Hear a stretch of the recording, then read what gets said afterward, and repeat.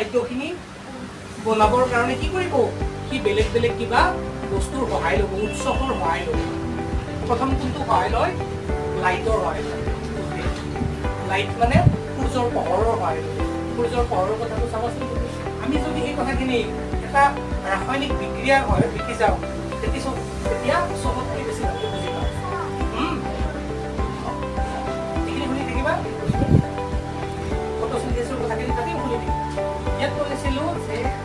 ইয়াৰ আমি এটা ৰাসায়নিক বিক্ৰিয়াৰ সহায়ত যদি লিখিব ট্ৰাই কৰোঁ তেতিয়াহ'লে সালোক সংশ্লেষণ বা ফটোচিনথেসিস বুজিব সহজ হয় মই কি লিখি আছোঁ যদি জানা